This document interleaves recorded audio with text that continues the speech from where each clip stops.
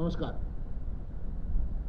World hepatitis day 2025 অর্থাৎ কিনা 28 জুলাই 2025 সালে আমরা আবারও পালন করতে যাচ্ছি ওয়ার্ল্ড হেপাটাইটিস ডে। সে উদ্দেশ্যে আজকে কিছু কথা বলা, ভয়েস অফ HFT-তে আপনাদের স্বাগত জানাচ্ছি। আমরা জানি সারা পৃথিবী বর্তমানে প্রচেষ্টা চালিয়ে যাচ্ছে 2030 সালের মধ্যে হেপাটাইটিস নির্মূল করতে বা হেপাটাইটিস এলিমিনেট করতে। যদিও যখন আমরা এলিমিনেশনের কথা বলি তখন প্রধানত হেপাটাইটিস বি এবং সি বা যেগুলি ক্রনিক হেপাটাইটিস রোগের সৃষ্টি করে সেগুলি নিয়ে কথা বলি, কিন্তু আজকে কথা বলবো হেপাটাইটিস এ নিয়ে। হেপাটাইটিস 5 রকমের, A, B, C, D এবং E। তার মধ্যে A এবং E জলবাহিত। তার মধ্যে অন্যতম বা প্রথম যে ভাইরাসের নামটি আসছে সেটি হেপাটাইটিস এ। এই হেপাটাইটিস এ ভাইরাস জলবাহিত, অর্থাৎ কিনা ফিকো অরাল রুটে তার ট্রান্সমিশন হয়। আমরা যে জল গ্রহণ করি তা যদি কোনো কারণে কোনো ব্যক্তির বা কোনো আক্রান্ত ব্যক্তির মলের সঙ্গে মিশ্রিত হয়, সেটা যদি আমরা হাত দিয়ে আবার খাই বা হাত নোংরা থাকে আমাদের শরীরে যায় বা পেটে যায়, সেখান থেকে সেটা লিভারে পৌঁছয় এবং লিভারের সংক্রমণ করে। তারপরে সৃষ্টি হয় জন্ডিস, ক্ষুধামান্দ বা খেতে না পারা বা খেতে কষ্ট হওয়া, বমি, জ্বর এবং আস্তে আস্তে জন্ডিস বাড়তে থাকে বা চোখের রং হলুদ হয়, প্রস্রাবের রং হলুদ হয় এবং শরীরের রং হলুদ হয়।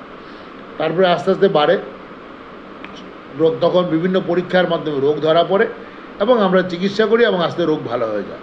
সাধারণত হেপাটাইটিস এ আগে আমরা যেটা জানতাম ছোটদের বেশি হয় বা শিশুদের বা 10-12 বছর পর্যন্ত শিশুদের বেশি হতো, কিন্তু বর্তমানে বিভিন্ন কারণে আস্তে আস্তে আরও বড়দের, কিশোর কিশোরী বা যুবক যুবতীদের মধ্যেও হেপাটাইটিস এ দেখা যাচ্ছে।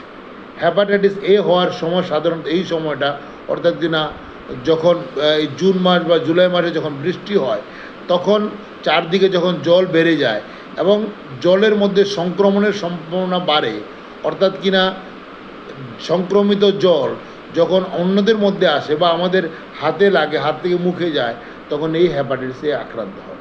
অতএব এই সময়ে অনেক জায়গাতে আমরা দেখতে পাচ্ছি যে হেপাটাইটিস এ হচ্ছে বা জন্ডিস হচ্ছে।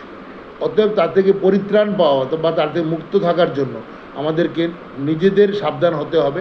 তার অন্যতম প্রধান উপায় স্যানিটেশন মেনটেন করা, যেটাকে আমরা বলি ওয়াশ, WASH। WA মানে ওয়াটার, জলটাকে আমরা পরিশ্রুত পানীয় জল গ্রহণ করব।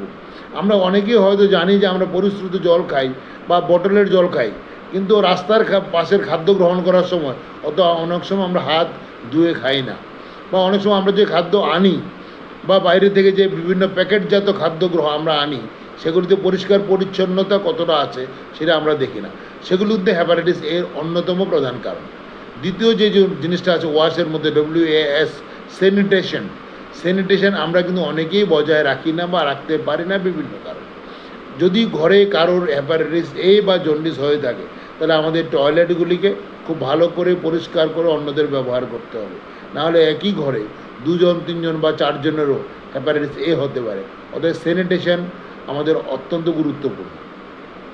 তৃতীয় যে বিষয়টা আছে H বা হাইজিন মেনটেন করা। কিন্তু আমরা কোভিড আমাদেরকে অনেক কিছু শিখিয়েছে, তার মধ্যে অন্যতম ছিল হাইজিন মেনটেন করা। আমরা খুব সঠিকভাবে হাত ধুয়ে তারপরে খাদ্য গ্রহণ করতাম, কিন্তু আস্তে আস্তে সময়ের সঙ্গে সঙ্গে আমরা সেটা ভুলতেও চলেছি। জীবাণু কিন্তু ভোলেনি, তাই আস্তে সেই যেহেতু জীবাণুটা ভুলেনি সে আমাদের আবার আক্রমণ করছে। আমরা দেখব কোভিডের সময় কিন্তু জন্ডিস হওয়া বা হেপাটাইটিস A-E প্রায় হয়নি বললেই চলে, যেগুলি জলবাহিত, এখন আবার হচ্ছে।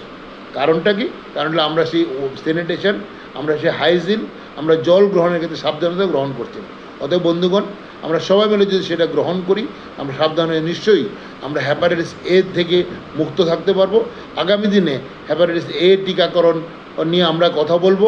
তখন পর্যন্ত আপনারা সাবধানে থাকুন এবং যাতে বাড়িতে বা ঘরে বা আপনার পাড়া বা কোথাও কেউ হেপাটাইটিস এ বা জন্ডিস আক্রান্ত না হয় সেদিকে নজর রাখুন।